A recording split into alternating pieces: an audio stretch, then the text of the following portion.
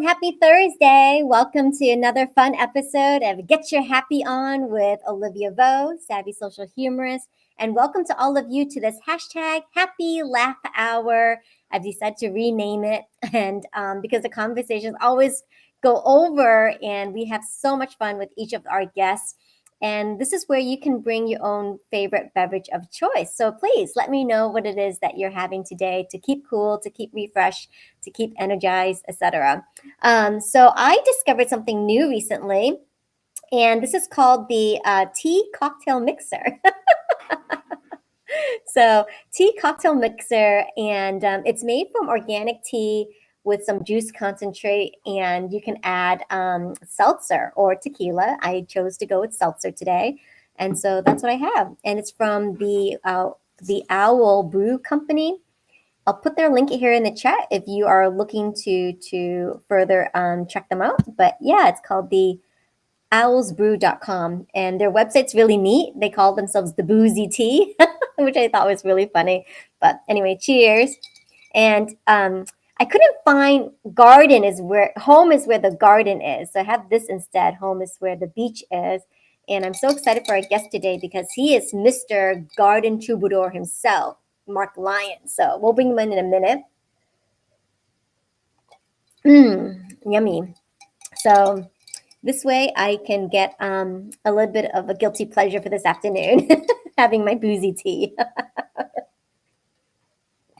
Delicious. All right. So I want to hear from you. How has your week been? Say hello. Please engage in a comment. We'd love to interact with you. And also, how many of you love gardening, have always wanted to start gardening and not sure how? Or if you've got a green thumb, black thumb, brown thumb, we welcome you. So be sure to ask all your burning questions today in the chat about gardening, and we'll have Mark address them for you. So without further ado, I want to bring Mark onto the screen. Here we go. Please help me welcome Mr. Mark Lyons. Ta-da! Oop! He just said, hello. Hey there, Mark. Hi, Olivia. How you doing? I'm fantastic. How are you? I'm just fine, thank you. Excellent. Well, welcome to hashtag Happy Laugh Hour. What have you got to drink? I'm sorry, say that again? What do you have for your beverage today? For the What do I have for my beverage? Well, I'm being kind of boring. I'm just sticking with water. I'm just trying to stay hydrated without a lot of sugar or anything else. And that's important, right? And we'll be talking about plants and gardening today, and water is very essential. Mm-hmm. I'm so thrilled to have you here. Welcome, Mark. And so Mark and I mean, we've met a couple times now. You're one of my favorite people to work with. Aw, shucks. You really are. And we hit it off through a networking event called Unleash Your Free Spirit. So I just want to give a big shout out to the two ladies that co-host and run that each month. So big shout out to you, Ginny Jolly. She's my jolly friend for life. So Ginny, big shout out to you. And they're on LinkedIn. So please get on their mailing list. You'll want to be able to join their next Unleash Your Free Spirit networking meeting. It's the first Wednesday of every month, which happens to be next Wednesday, I think September 7th. And, it's a lot of fun, and they're very organized. And she co-hosts that with Judy Feldhausen. So big shout out to you, Judy. I think both of you ladies are amazing, just bringing community together. And that's how you and I met, Mark, through networking events. Yes. So big shout out to you. And even after that first meeting, I invited you to speak at the Sing Your Heart Song Summit, and you did a phenomenal job talking about creating the garden of you. And I was very inspired after that talk. Yeah. So you're welcome. You're welcome. And not only that, you make garden education fun. So I think you've got such an awesome combination, tying in your singer-songwriter background, performance background, musical talent in order to bring, right, garden education to life. Well, gardening is supposed to be a fun hobby, and I try to make the presentations fun. I mean, people want to get out there and get their hands in the dirt, but they want to learn a little something first, but they don't want to be bored to tears while they're learning it. So I try to make it fun. I throw in some humor, and I always end my gardening presentations with a little musical number. And that's what I have the ukulele for. Yay! You brought out the ukulele. I did. I did. It's kind of become like my American Express card. I don't leave home without it. That's awesome. Exactly. And it's so compact, right? It's easy just to Yes. tuck underneath your arm, and there you go. Yes, it's if I have to travel any place by plane, I'd much rather take the ukulele because chances are a guitar they'd make me check in baggage unless I bought a ticket for it. But with the ukulele, it's small, it's compact. I can easily carry it aboard, and I don't think any airline would object. And I don't have to worry about it getting smashed fragments in baggage. Exactly. Exactly. So usually, I want to hear from the audience. If you've got a green thumb, black thumb, brown thumb, let us know. I mean, for the longest time, I had no thumbs. Well, we welcome all color thumbs, doesn't matter what, with the goal of turning them green, all of them. Exactly. And I have to say, my husband, grew up with farming. So he's got much more of the green thumb than I do. And he enjoys gardening, being out in the sun. Me, not so much. I'm more in the shade. But since I listened to your presentation at the Singing Heart Song Summit, I found myself just tagging along with him now and Good. really wanting to be part of the whole gardening process. So I have my basket to show off today. So Oh, let's see. Let's see. can't wait to show you. So I've been really excited to talk to you this week because I was like, oh, I'll have something for show and tell. So this is my basket of garden goodies. So Ooh, yummy. Oh, look I'll at go those. through each Are one. those are cucumbers, right? You got in there? Yes. So I know that you have been gardening since you were like 10, like out of the Hmm. womb. And you had a prize winning cucumber that was featured in the papers. It was a foot long, 2.5 pounds, right? That's I'm correct. not there yet, but I do have a pretty sizable cucumber. That is a good one. That one's that's got well, that one's got more heft than it does length. But oh, now that's a good Look at one these too. cucumbers. Oh, those are beautiful. And I Here, was pretty impressed. I let, was let, let, impressed that let they me grew show you that. one of mine. I almost forgot. Hold on. Okay. We're showing off our cucumbers today. I actually just brought this baby in this morning. Ah, Oh, let me camera. get you zoomed in. Hang on 1 second. Hang on. Hold it. Right there. Wow, that's a cucumber. It's That's a an cucumber. English, right? It's an English cucumber. It is it is of the burpless variety. It's one of the long, Okay. thin. I want to say it's a straight eight, but I don't think I got those seeds this year. I got something else. But I like to grow these because they look different than most other cucumbers and they're low in acid. So if your stomach isn't in the greatest shape, you can eat these. You don't have to worry about them upsetting your stomach. And do they have a lot of seeds? Not very many. No, these there aren't a whole lot of seeds, so it's easy to pick them out. The thing to remember, though, is that mentioning seeds, this is a hybrid cucumber, so you cannot Okay. save the seeds and plant it. Now, if it were an heirloom cucumber, an pure strain cucumber, open pollinated, you could save the seeds. One of the things I absolutely love is using my spiralizer. So that is the perfect length of cucumber, seedless, and you just go through the spiralizer and make cucumber noodles. So Hmm. awesome. Wonderful. Okay, so I need to show you something else in my basket. Yes, yes, All right, so I've by got all these means. beautiful peppers. Look at this. Look at my peppers. Ooh, those are very nice.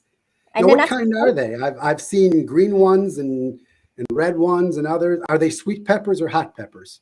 They're sweet. They're not Okay. too hot. I do have the hot ones. These are like really spicy chili peppers. Ooh, ooh, very So these nice. are the burn in your mouth kind. What kind are they? Just red hot chilies.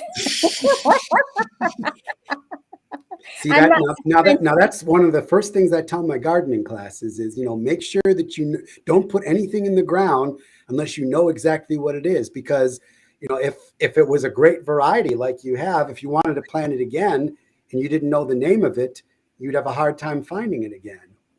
exactly. Dr. Lynn is in the house. Oh, Dr. Lynn says, I love spiral zucchini. Me too, right? So 101 recipes with zucchini. Go. Ah, But yeah, I love using the spiralizer for a lot of different things to make, fresh noodles, etc. But we can hardly keep up with these. They grow so fast. They grow in abundance.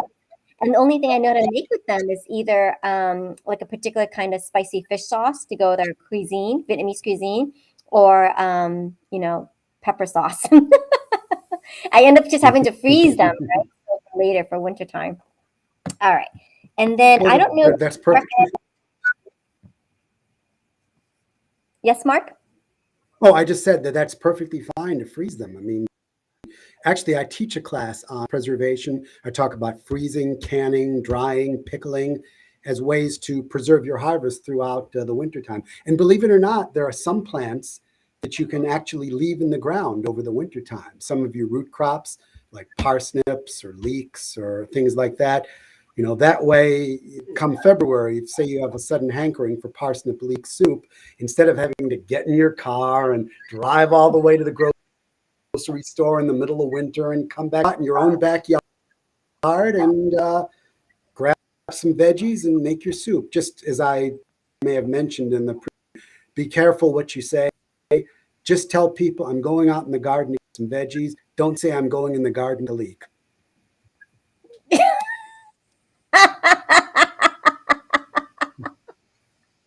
I did not see that coming. So, my good friend Gabe Leal on LinkedIn is doing a whole new LinkedIn Live series where he's inviting all the punsters and jokesters and, fun people to submit a joke. So I think you need to submit that. I'm going to tag you to the post. I think you need to submit that as perhaps maybe a winning entry for the live show. And that's Gabe Leal. Yeah. So he wants to feature a joke a week or something like that, and you'll win some prizes. But that is a pretty funny one. I think Dr. Lynn agrees too. She goes, bah. So side topic. Okay, and this is my favorite. So this is something that I have recently come to find out. I know. We're only about 10 minutes into the show. Who knows what comes around. I don't know if you recognize this. It's kind of fuzzy. It smells really good. And it's Mexican oregano. Oh, wow. It's a Mexican oregano type of mint. Yeah. And so my husband and I have been making tea with this. Like we chop the leaves up and we steep it in hot water for tea. Wow. But it smells, I wish you could smell it. It smells so amazing and it's so pretty. And it's a thicker leaf than most mints. I'm not familiar with Mexican oregano. It looks great. I'm always interested in learning about new plants and other things. So I may have to look for those seeds next spring. That's one thing that you had taught us in your presentation is be mindful of the different zones, right? The climate zones, what grows, what doesn't grow. And so my husband is pretty good with that. He does his research. So this seems to grow really well in our climate. And so, good. But yeah, it smells so good. I can't stop smelling it. Okay. And then this is my favorite. Oh, they're all my favorites because I had a hand in growing them. So this is something that you see with Japanese cuisine. It's the perilla leaves, or I think in Japanese they call it shiso, but it's I guess part of the mint family and has kind of a citrusy taste to it. But I love it. You'll see this on sushi as a garnish, but I love it. It smells really good. Everything smells really good. Yeah. But yeah, if you're when you can, Olivia, send me the names of some of those plants that you were talking about. And I'd like to look them up and see if maybe I can grow them in this region. Well, it's on the screen. There you go. Perilla leaves. So they come in, this is the Japanese variety. And then in Vietnamese cuisine, we have this a lot too to go with our mixed veggies. And it's sort of like a red purplish color. So we put this in our spring mix. But finally, my favorite of all time is, have you seen this? The June plum. That's a new one on me too. That's a new one? Okay. I think they also called Arabella, but they're June plums. They grow a little bit bigger, but they're so tempting to eat, so I just pluck them off as is. You can also eat the leaves. The leaves are really like tangy. So let me demonstrate. They're tangy and kind of sour. So you can eat the leaves, and you can also eat the June plum. And they're super sour though. They're super sour. And what we like to do is we will take some chili salt. So I just got regular, pink Himalayan salt. My fresh Hmm. peppers I'm grounding into the salt itself. And then all you have to do is dip it like so when you're eating the green plum. And Wow. it's so yummy. And it's super crunchy. It's sour. It's really sour. I could hear that crunch all the way from here.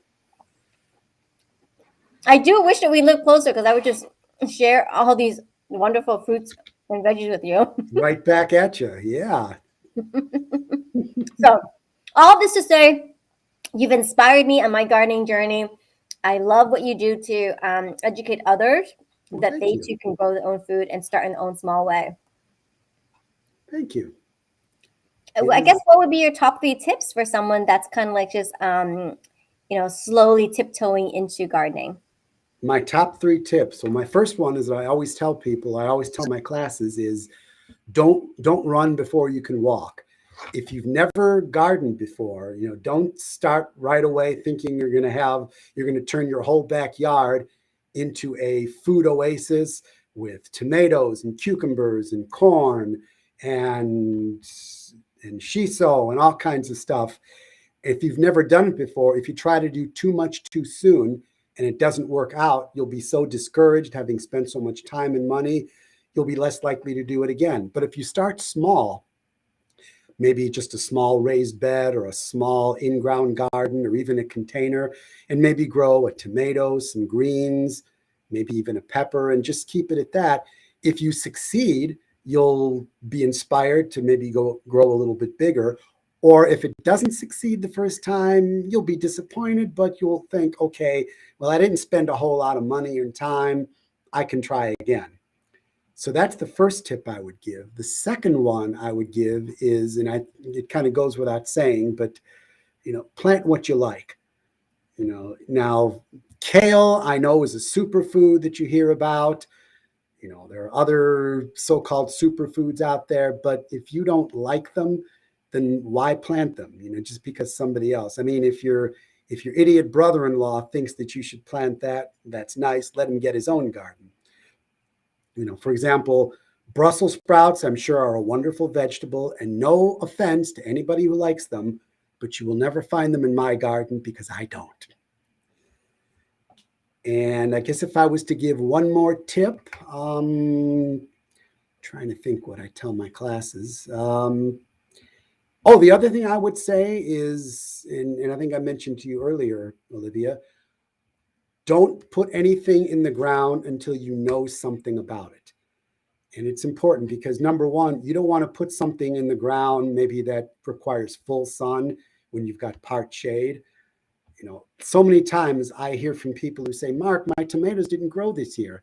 The first question I ask them is, okay, what cultivar, what variety did you plant? And almost 8 times out of 10, I hear, oh, I don't know. I just went to Walmart and bought what they had.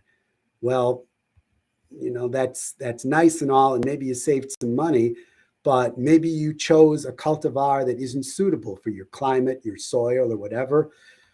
Um, it's important to gardening is a fun hobby, but you still have to do a little bit of homework. When the gardening catalogs come out, thumb through them, research what they have. You don't even have to buy anything from them. You don't even have to get a catalog. Many of them have online websites. You can just go to the website, look up the particular fruit or vegetable you want to plant, and just do some research and see what they say about it. If you've had a problem with disease, maybe you need a disease-resistant hybrid. So maybe that would be appropriate for you to plant. But if you don't know anything about it, you don't know if it's going to succeed or fail or what it's going to do. A story I always like to tell is my Jerusalem artichoke story. I don't know if any of you know what a Jerusalem artichoke is. It's a knobby tuber that kind of looks like a potato with mumps. Similar to potatoes, it's a tuber form, but whereas potatoes store their energy as starch, Jerusalem artichokes store them as inulin. Anyway, I planted 9 tuber pieces. All I knew about them was that I liked the flavor. And after I planted them, they started growing. I did a little reading, and I will always remember what I read. The Jerusalem artichoke or sunchoke in the sunflower family. And I thought, sunflower? Uh-oh. And sure enough, with stems as thick as my wrist, and oh my Lord, were they prolific. I harvested bags of tubers. I mean, let's face it, if you want to grow something that's virtually idiot-proof, grow a Jerusalem artichoke. But you'll never get rid of them, because just when you think you've dug out all the tubers, come the springtime, the ones you missed will grow. It took me a good 2 years to clear those things out of the garden. But if I had taken the time to read about them first, I probably never would have planted them in the garden. So those are my 3 tips off the bat. Plant what you like, start small, and do a little research before you put things in the ground. Awesome. Thank And you that was so a much. long-winded answer to your question, Olivia. No, but I think they're good to reinforce, right? So you may hear it once or twice, but these are really good sound advice. That's awesome, just to keep reminding people, Thank you. because it could also be very costly if you just kind of Yes, go about it haphazardly, right? yes, yes. And since you mentioned haphazardly, the other thing that I do and I recommend to people is that have a plan. Don't just throw stuff in the ground willy-nilly. Now you can your plan can be as simple as just sketching it out roughly on paper, or if you're anal like me, you can plot it out on graph paper to scale. I mean, unfortunately, I'm not at home right now, so I don't have it. But if I were home, I could show you the plans that I drew out for several of the gardens that I do. And I mean, seriously, I do them to scale, about 1 inch equaling 2 feet. And this way, it's a little bit more work, but I know where everything goes and how far apart I have to plant it. Excellent. And one of the things I recall you saying too is, Mhm. which I thought was such a cool idea, is like, have a garden that, that you like, right? So for example, you love pizza, make a pizza garden. So think of Yes. all the ingredients, veggies that go with the pizza and make that garden. So having a theme. And I thought that was brilliant. I didn't think about that before. Oh, absolutely. And if you recall, I presented about 3 different themes, but the sky's the limit with themes. The University of Illinois Cooperative Extension Service has a pamphlet which basically lists a whole bunch of different theme ideas for gardens. And if for those of you wherever you are, your local county extension service might have some of those ideas as well. So I encourage you to utilize your extension service, especially if they have master gardeners. Awesome. So since this is the Get You Happy on show, why do you think gardening brings so much happiness? Why do you derive so much joy from it? Well, I derive joy for a number of reasons. One is because I have found, and other people can back me up on this, that the food that you grow on your own tastes infinitely better than what you buy at the grocery store. One question I'll jokingly ask my students is, by a show of hands, how many people here love the fresh, flavorful taste of a store-bought tomato? Nobody raises their hand. That's one reason. The second is just the joy that I get when I share my harvest with other people, especially when I give them a big cucumber like this one. They're used to maybe the small puny ones they get from the grocery store. So when I show them something like that, they're like, whoa. Or when I show them some of the different colored tomatoes that you probably won't find in the store. It's like this one's not completely ripe yet. This is a Cherokee purple, and chances are you won't find that at the store. And it's also fun because I also like to grow them big, like this one. Hey, that one looks like a heart. Show that up again, Oh, Mark. Yeah, it looks like a little heart, a heart tomato. yeah, I've got bigger ones at home, but yeah, so that's another reason. Third, it's just being out in the fresh air. Um, just being out there, you're digging, you're cultivating, you're out in the fresh air and sunshine. Also, just the idea of starting something from a tiny seed and seeing it grow to your efforts, through your efforts, and producing fruits or vegetables. I never cease to be fascinated by that. And just the idea of trying something new is something else that I get, that's become a passion of mine. Even if it fails, just the idea that I tried something. One year I decided to grow sorghum and harvest the grain and extract the sorghum syrup. And I had never done anything like that before. And in fact, I was almost put off because I was reading that said, oh, well, you need to buy a sorghum press, and sorghum presses are not cheap. But then later on, I saw a video of somebody who had sugar cane, and he showed how he cut the canes into pieces, boiled them in water, filtered out the plant material, and then boiled down the water until he had the liquid sugar. And I thought, well, if he can do that with sugar cane, I'll bet I can do that with sorghum syrup. And I did, and it worked. So unfortunately, I never got the grain because the squirrels beat me to that. Those darn squirrels. Yes, the squirrels have become my public enemy number one. Last year, I was finally able to get a corn crop. I kept the squirrels from stealing it, but I had to take extreme measures.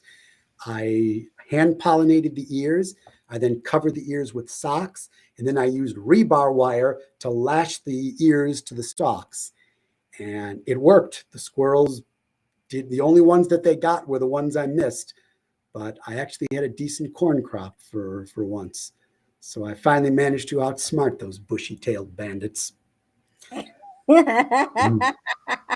But anyway, getting back to your question. So, the things that I enjoy about gardening are just being in the fresh air and sunshine, excuse me, seeing the little seedlings develop from the seeds I plant, which turn into big plants, which give fruit, vegetables, flowers, etc.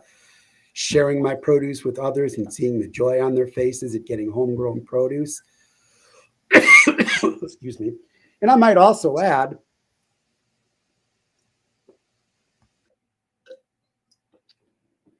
since I've become an instructor, just seeing the joy on people's faces when I've helped them solve a gardening problem, where they've come back to me and said, I did what you suggested and it worked. I got a great crop this year. So that always brings a smile to my face. I love it. What a fantastic answer. Yeah, just I love what you said about just watching a seed, start off small and grow into something magnificent like this, humongous cucumber. And you're right. Food tastes so much better when you know that you had a hand in growing it, like you grew it yourself and you contributed to that. And everything, yeah, it tastes so fresh too. Like I can't stop eating like my June plums, So, Oh, yeah. and what else did you say? And then just, being able to experiment and try something new, right? And I think you've expanded, like not only are you doing vegetables, fruits, and such, but you've also expanded into cheese making and mushrooms. Talk a Yes. little bit more about that too, please. I'm sorry. Say that Talk a little bit again. more about that, how you've Oh, expanded sure. into the mushrooms and the cheese making. Well, the cheese making started, I want to say 2005. I was on vacation in Vermont, and I was visiting Sugar Bush Farms in Woodstock, Vermont. And I was strolling through their gift shop, and I was looking at their book rack, and I found a book called Home Cheesemaking by Ricky Carroll. And as I thumbed through the book, a moment of madness came over me, and a voice whispered in my ear and said, "Wouldn't this be fun to try?" And when the madness had passed, I discovered that my arms were one book heavier and my wallet a few dollars lighter. How that happened, I have no clue. But eager to try my newfound hobby, I went home and I purchased the 30-minute mozzarella kit from the New England Cheesemaking Supply Company. And Olivia, I would like to say that my first cheese that I made was delicious and flavorful and a rousing success, but I'm just not that big a liar. But let's just say there was room for improvement, but improve I did. and I branched out into making all different kinds of cheeses. Mushroom grow. I'll mention that the cheese making piece I added because when I was just starting out with Green Thumb at your service, I didn't have a lot of offerings, class offerings, and other things. So I figured, well, what else can I do to flesh out what I have? And then I thought about my cheese making, and I said, well, I'm just starting out at this, but let's add it anyway. And I may be just starting out, but I'll be instructing people who haven't started at all. So at least I'll have a little bit of an advantage. And so I added that. And then later on, I discovered mushroom growing, and I started working with that as well. That one's still a fairly new hobby for me. Pretty much all I've done with it right now is just grow mushroom from kits. I tried to grow shiitake mushrooms on logs, but I live in a townhome with the homeowners association, and the HOA did not like my stacked logs. And they basically said, shame, shame, shame, get rid of them. So that ended that experiment, but I may yet revisit that. Yeah, HOAs can be so pesky. I remember you talking about you wanted to maybe just have a co-op farm, right? That you would have a shared farm. Well, actually, I think what I mentioned is what I would like to do is just have my own piece of land with enough room for a 600 square foot raised bed garden, a 500 square foot greenhouse. And what I would do with it after that would be up in the air. I could, as you said, I could maybe make a co-op out of it. I could just make it a touring farm, or not sure what else I would do. First I would have to build it and then see if they would come. Exactly. Awesome. Well, thank you, Mark, so much for this amazing conversation. And I'd love to give you the opportunity to play the ukulele. Okay. Right? So let's feature a song. Here we go. All right. Well, let's see. I could do a. You know what? I'll do this one. This was one for a good summer song. Old tune by the Four Preps. Yeah.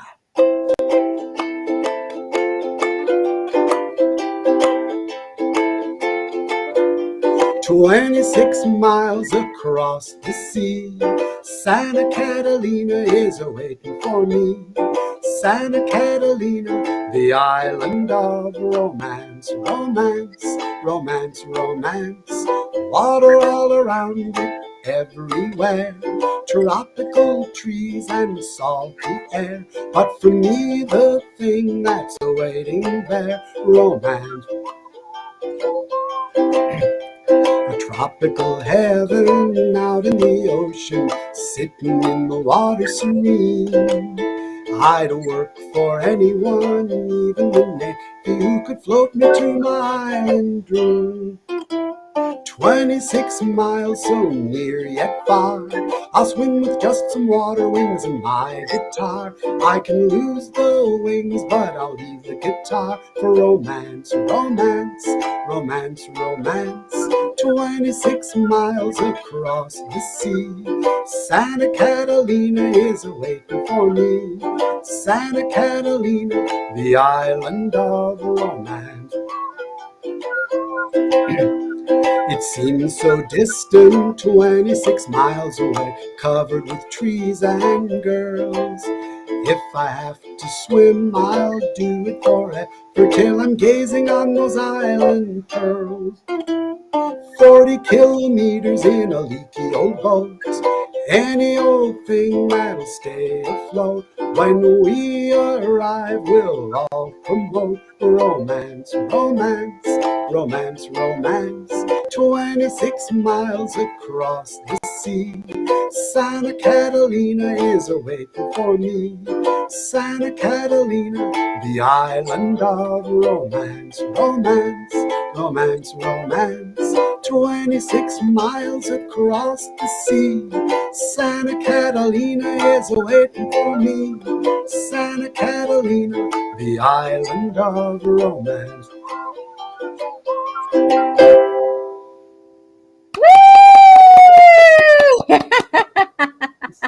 I like the whistling part. Oh, thank you, thank you. Yeah, that was Awesome. the first time I ever heard that song. I said, "Oh, this would be great. This is a beautiful tune." Then when I started playing the ukulele, I thought, "Oh, this would be a great uke tune." And Amy agrees. Thank you so much, Amy, for tuning in. Oh, And she thank writes you, here, Amy. perfect mashup with heart and soul. That's awesome. Thank you, Amy. Yes, Do you thank have you. it? My favorite song is the cheese song. Would you mind Oh, playing the cheese song? I'm sorry, what? The cheese song. Would you like to hear that one? Yes. Okay, well, here we go. This is a song I'll just briefly mention.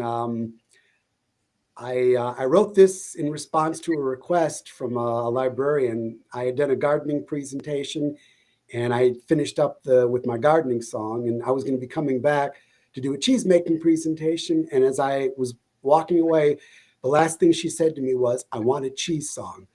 So I kind of procrastinated a little bit until the day of. I'm sitting in my motel room with about an hour to go before the presentation.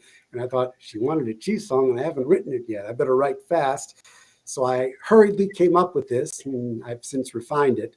But anyway, this was the cheese song that she asked for. Oh, cheese, it doesn't grow on trees. It comes out of the milk of mammalian species. It's the food of the gods, and this I know. A meal with cheese is the way to go. You can serve it for breakfast, lunch, or dinner, or a snack. Cheddar, Manchego, Brie, or Monterey Jack, or any of the other 3,000 different kinds out there. Not Velveeta. And for God's sakes, not Cheese Whiz. You can serve it with friends, eat it alone, have it on vacation, or enjoy it at home. A platter of cheese makes the world all right, 'cause any way you slice it, it's an utter delight. Oh, cheese doesn't grow on trees. It comes out of the milk of mammalian species all around the world. And from here to Crimea, serving cheese is a good idea. Laguna.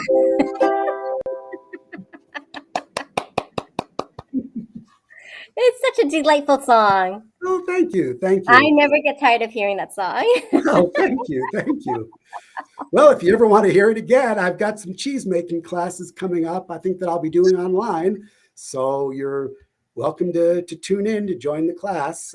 Just check out my website. I think I've updated everything with all my upcoming classes. So if Oh, you excellent. Very good. want to And they, join one of those, be my guest. and they can also follow you on Facebook here, Yes. as well as LinkedIn, and get up to date as well. Yes, So I'm also on Twitter. Where else am I? I'm on Google, and I have a blog. all the things. You brought up something just now. So how would that work with a virtual cheese making class? Well, How can generally, what I do with my virtual cheese making classes is I will send to who's ever organizing it. I'll send the recipe of the cheese that we're going to be making, as well as a list of materials people will need, and then people will basically do it at home. They'll be there at home with their stove and their pots and pans and everything, and the milk, and they'll have the recipe, and they'll just follow along with me as I make the cheese. Generally, for my online cheese making classes, I will do a very simple soft cheese that you can make within the constraints of an hour and a half time period. Obviously, we can't make any hard aged cheeses because there aren't that many hours in the day. But yeah, it's just something simple that people can make along with me that'll give them a taste of what it's like to make their own cheese, and hopefully inspire them to then go off on their own and try to make some other cheeses. So it's basically an in-home follow along with me Instead of sing along with Mitch, it's make cheese along with Mark. So this is Mark's website here on the screen. So I highly encourage you to go check it out. It's very easy to remember. greenthumbAtYourService.com. So excellent. And before we head on out, it's time to do rapid fire question time. Are you ready, Mark? Yes. All right, here Fire we go. away. Fire away. I love it. So let me get this all queued up. This is our favorite part of the show where we put our guests in the hot seat. So if you're looking to be a guest on the show, be forewarned. So here we go. Rapid fire question time. What has been your favorite memory from this past summer? Favorite memory would have been, I'd say, my usual, the Indiana Fiddlers Gathering. It's a folk festival that I attend first Saturday of every month down in Battleground, Indiana. It's a pleasure to go there. I get to jam with all my musician friends, and I lead the children's concert. I teach some workshops, and it's just a whole lot of fun. I've been leading the children's concert now since 2007, and it's just being there and just going where I'm appreciated. I wasn't on the grounds 5 minutes before somebody approached me, shook my hand, and said, "Thank you so much for all you do for the Indiana Fiddlers Gathering." When I'm at the Indiana Fiddlers Gathering, I feel like I am truly back home again in Indiana. That's awesome, Mark. Okay. And what is your favorite thing about fall? Favorite thing about fall? Well, I'd have to say harvest, because other than that, fall is not really one of my favorite seasons. My favorite season is actually spring, but I certainly do prefer fall over winter. Excellent. And do you have something you're looking forward to in this month of September? Looking forward to in the month of September, not really in September, but in October, I'm going to be getting together with a bunch of friends for a weekend of board gaming.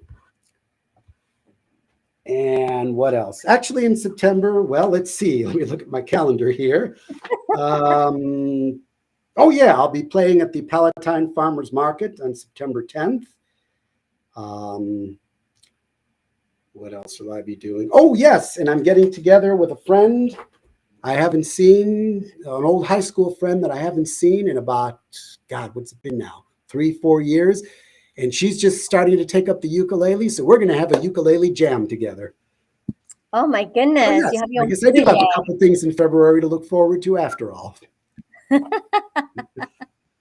So you mentioned board games. What Yes. are you a champion board game player of? Well, let me explain a little bit. I have a group of friends that I get together with twice a year, and we play a variety of different board games. Besides, a little bit outside the tiddlywinks or the Monopoly box. There's all different kinds that we play. One of my favorites is a game called Betrayal at the House on the Hill, where it starts out as a cooperative game where you're exploring a haunted house, and as the game goes on, it's revealed that one of you is a traitor, and he's trying to do something to destroy the rest of the group, and the other players have to band together to stop him. So one time I got to be the traitor, and it was fun being evil. But more than anything, it's just another time to get together with friends and just have some fun things. Pre-COVID, when we would do it twice a year in the fall, we would travel down to Sullivan, Illinois, in the central southern part of the state, and we would rent a cabin and just basically spend that whole weekend playing board games. And Saturday morning, we'd go to the local Amish restaurant and fill up at their buffet, and then we'd come back, we'd play some more games, we'd barbecue. And so, yeah, that's one of the games we play. Another one, we'll see. I just discovered this one this past spring, called Wingspan, where you're running a nature center and you're trying to attract all these different species of birds to your nature center. I like that one. I'm actually going to try to buy it.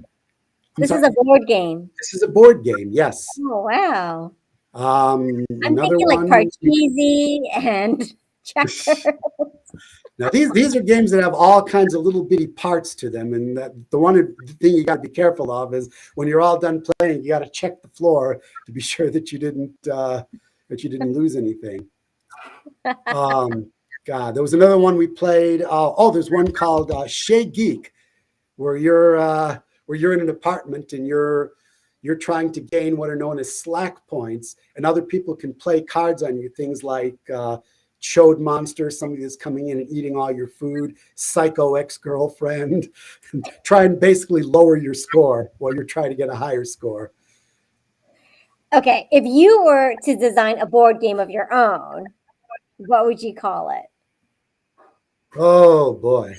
If I was to design a board game of my own, I think I would call it, I think I would probably develop a gardening board game where, we're probably in the similar vein of others, where you're trying to grow a harvest of vegetables and other people are playing things. Somebody might play an insect pest card on you that wipes out some of your tomatoes. Someone might play a animal pest, deer that jumps the fence and eats all your corn, something like that. And the The winner bushy would be squirrel. I'm You sorry, have what? the bushy bandit squirrel. Yes, that's right. Now I may have to quickly design one now before somebody beats me to it, unless they already have. There are You so never, many different. There's so you many never different kinds know. of board Yeah. games out of it. I'm sorry, say that again. I interrupted you. No, you're fine. I was just like, you never know what's going to come up from the Get You Happy On show. So here we are. We're already masterminding a new concept, Yeah. board For game. those for those who would like to explore board games, one place to look for them. Let's see, if brick and mortar, there's a place called Wizards of the Coast. If or another one I think called GameStop. If those are in your area, look them up. They have all some of these different unique board games. There's a website called boardgamegeek.com, which has too many board games that we could mention in this time period. Boardgamegeek.com. Yes, Oh, boardgamegeek.com. I'm going to have to look them up right now just to double check. I mean, there are games based on war. There are games based on civilizations. There's even one called Pandemic, where it's a cooperative game where you and your friends are trying to assemble, cures and things to stop a raging pandemic. Oh, there you go. See, We actually played that in 2020 in the springtime when I had everybody over at my place for game. My then girlfriend at the time, she was just kind of shaking her head. It's like, I can't believe you're playing a game called Pandemic in the midst of a pandemic. yes, so I think you're onto something here, Mark. So yes, so I think it's time to whip out that pad and pen, and start designing the garden game board. I think that'd be so funny. You could have the menacing squirrel and the pests. Awesome. All right, so we got sidetracked from the rapid fire question time. Yes. Here we go. What is the farthest that you've traveled to play a gig?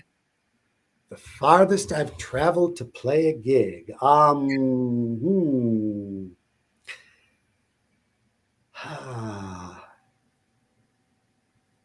Well, I want to say, counting the Indiana Fiddlers Gathering, that's probably one of the farthest. That's about a 3-hour drive down to the West Lafayette area. I'm sure that I traveled farther. I'm just trying to think where. I've had so many gigs, I can't keep them all straight. Darn, I'm sure I've traveled farther than that. I just can't think of it at the moment. Maybe it'll come to me when we're talking other questions.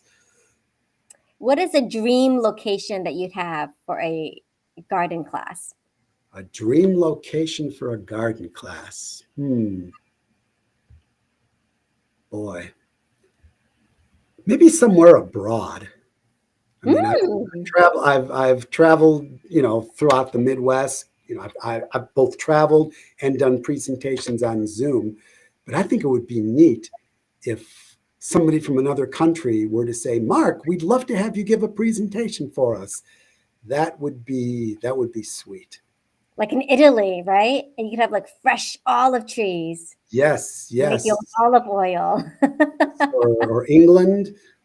I've been to England and Scotland a couple of times, and I really enjoyed myself there. And if I could go, say, in like August, I think it was, I could also take in the Sidmouth International Folk Festival.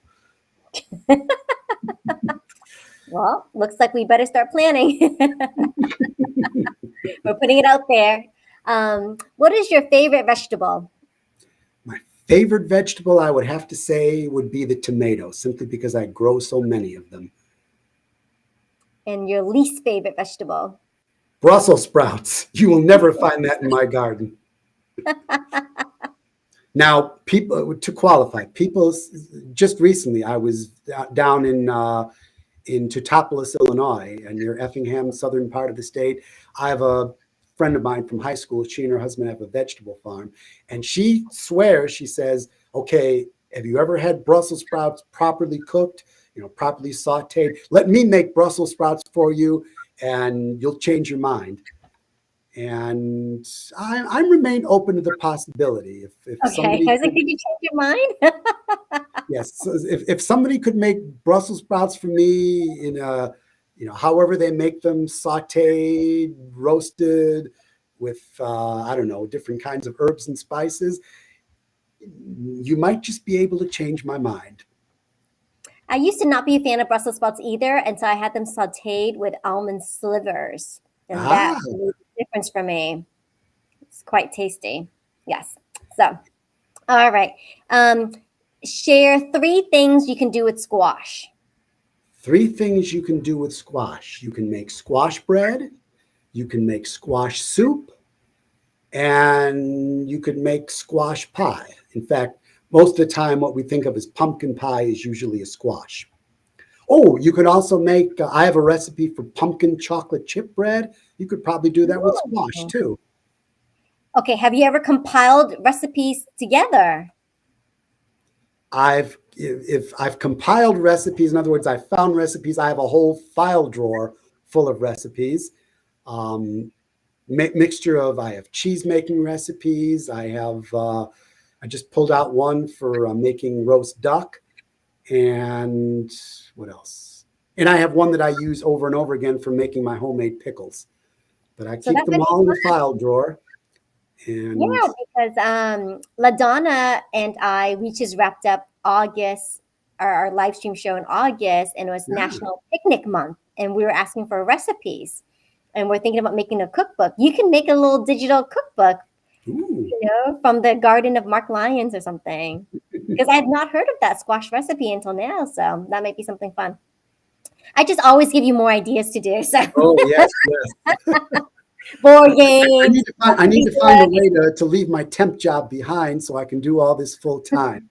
But not quite ready to go there yet. All right. What's your favorite color, Mark? Green. Oh, and you're wearing green today. So. It's actually, yeah, it is kind of a greenish yellow, kind of like an olive green. It brings Funny, out your speaking of pride. the Indiana Fiddlers Gathering, Oh, there it is. Yay. that was from the Another big 36th one. annual. They've had plenty more since. In fact, this past year was the 50th annual Indiana Fiddlers Gathering. So Excellent. I know. actually, my 3 favorite colors were green, orange, and yellow. Green, orange, and yellow. Okay. Those, Um, because those in my mind were the when I was a kid, we used to have these chewable multivitamins we had to take, and I never liked the red ones or the blue ones, but the green and the yellow and the orange were the tastiest. So those became my favorite colors. Immediately, I thought of peppers, right? I have green peppers, orange peppers, and yellow peppers. So those are awesome colors. Okay. The youngest age that you've taught gardening to? The youngest age. I've had some I've had some children in my gardening classes, usually accompanied by adults, but I've never had a class just full of of only youths. And oldest age you've taught? Oldest age. I would have to say somewhere in the 80s. I did a gardening presentation once at an assisted living center. Okay. Wow. Nice. 80s. So you're never too late to bloom. Never, never. Awesome. Okay. If you had to dress up like a vegetable for Halloween, what would it be? Well, my first instinct is to say a tomato. But I could also be or how about this? I could be a spaceship shaped like a potato. Then I'd be a Spudnik.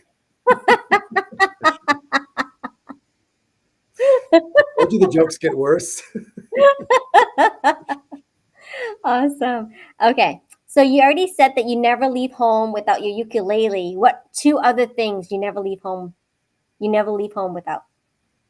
I never leave home without my wallet, my keys, my business cards. I learned that a long time ago. You never leave home without those because you never know when you might make a connection and you want to have something to hand to people.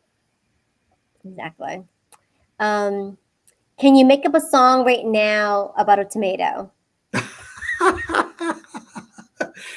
I'll just say in passing first that one of the things that I do with when I do my kids' gigs is I have a little something that I call the anything song, where I ask people to give me, say, what's your favorite color? Now name one of your best friends. Now name something you wear in the wintertime. And then I'll string those together and make a verse out of it. But you want a song about a tomato? Okay. Tomato in a spaceship. How's that? I'm sorry, what? A tomato in a spaceship. Tomato in a spaceship. The aliens came for me, but they took my tomato instead. But I'll make a promise. I'll catch up and bash their head.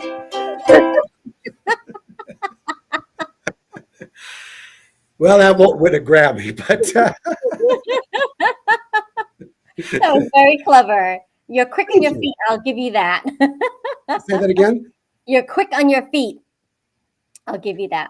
I've developed this when I was very young. This is something that's unusual for somebody as a youngster to get into. I developed an interest in a lot of the old movie, vaudeville, radio, and TV comedians, and just listening to old cassette tapes out of a library of Burns and Allen, Abbott and Costello, watching Abbott and Costello movies, Marx Brothers films. I kind of developed my own sense of comic timing. Who's your favorite comedian?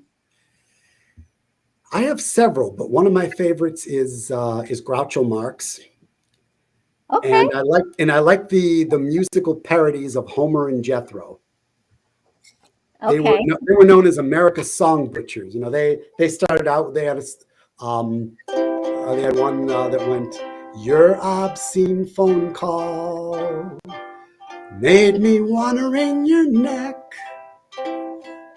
It isn't what you said, dear, but did you have to call collect? When a man loves a woman the way that I love you, he better have his head examined through and through. When a man loves a woman the way that I love you, he's kinda stupid, he must be nearsighted too. Woman, why do I love you?" This is becoming a very musical conversation. I love it. That's awesome. The first time I heard one of their songs, it was their spoof of That Doggy in the Window. The last line went, "How much is that a hound dog in the winter, with a basketball nose on its face? You know what a basketball nose is. It dribbles all over the place. First time I heard that, I was sitting on my bed. I practically rolled on the floor. um, have you ever had to pay for service in vegetables? Pay for service in vegetables? No, I've never had to pay in vegetables, but I've been paid in strawberries. My singing partner, my musical partner, Gina Daskovich, and I used to play at a strawberry fest in the town of Garden Prairie, Illinois, just a little west of Marengo. And as all the performers would receive a meal ticket, a drink ticket, and a ticket to for a quart of strawberries, either you pick or get it from their store. So I would always go for you pick. So I would be out there in the fields just picking strawberries, and then I would pay for a few more quarts because it was on Father's Day. And my excuse so for not being with my family right away, I would come to the party with quarts of strawberries for everybody. Now that's So, a sweet reward. so to this day, Gene and I always joke about the only gig where we've ever been paid in strawberries. That's fantastic. Do you have a favorite candy? A favorite candy? Anything with chocolate. Excellent. So Hershey's Kisses, Hershey's candy bars, and I love dark chocolate. So what's the best fruit to cover chocolate in? Best fruit to cover chocolate. And I would say oranges. Really? Mm-hmm. Orange slices and chocolate? Yep. Oh, now I was thinking you were going to say strawberries, but okay, I'm gonna have to. You've stumped me on that one. I need to check that out. So orange slices dipped in chocolate. Okay, Yes. be my next melting pot or fondue thing. Okay, favorite cheese of the moment. Favorite cheese? Cabra al vino, the drunken goat cheese. It's Drunken goat cheese. yes, it's a goat cheese that's infused with wine. And when I decide I'm going to make it, I have to devote a whole day to it because as part of the process, I have to turn it over at least every 15 minutes. So it usually winds up about 8 times I have to turn it over. And then after I make it, then I have to age it for about 2 weeks, soak it in wine for 2 weeks, then age it another 2 weeks, give it a second wine soaking, and then age it for like 3 months or so. But just the initial making of it takes all day. And it requires that I get goat milk that has been pasteurized, but not ultra pasteurized. And lately I've not been able to find it. So I haven't been able to make that cheese for a while. Wow, it is quite a process, and so when you do get to make it, it's something quite special. Yes, by all To the means. time and effort that you put into it. Okay, so here's our last question for rapid fire time. Do you put tomatoes in the fridge or leave them on the counter? I usually try to leave them on the counter, but if I have a large harvest and I know I'm not going to get to them for a while, I'll put them in the refrigerator just to preserve them.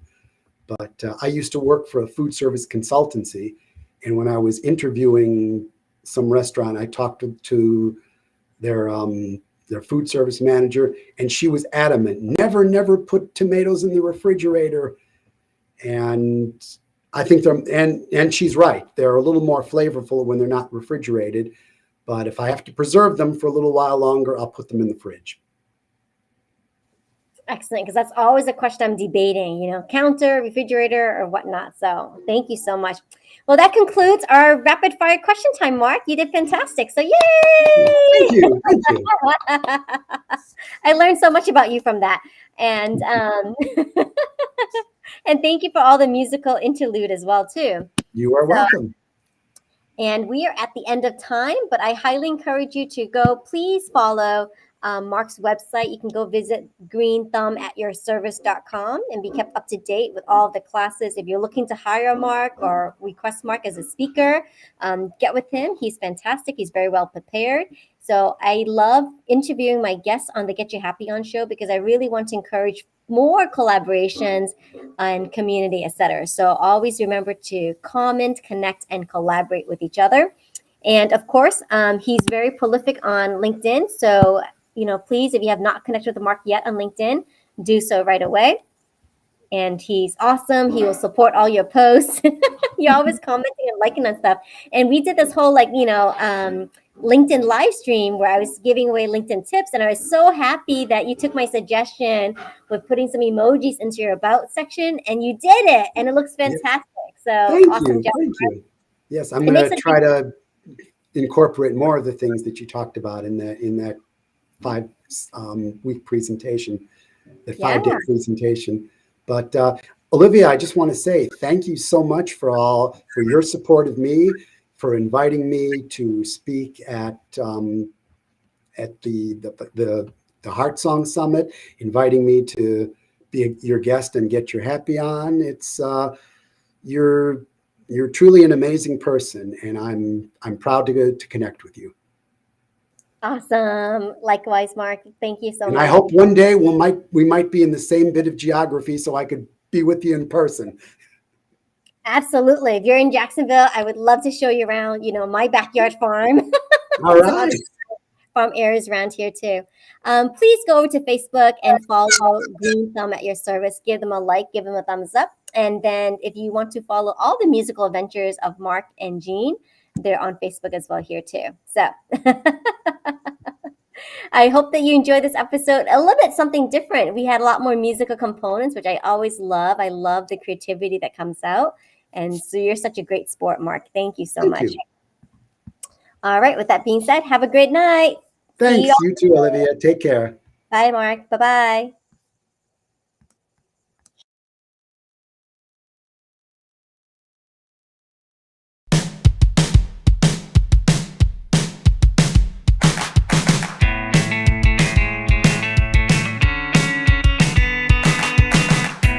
Thank you so much for watching Get Your Happy On. Have you enjoyed today's episode? I invite you to comment. So please share with us your thoughts and ideas in the comments. We'll be checking and would love to reply back to you. Please also connect. Connect with each of our amazing special guests and connect with each other here in the comments as well. This is a great way to network and to make new friends. And finally, collaborate. I would love to find ways to collaborate with you or help you to find collaborations with vast people in my network. So remember, comment, connect, and collaborate. Thank you again. See you next week.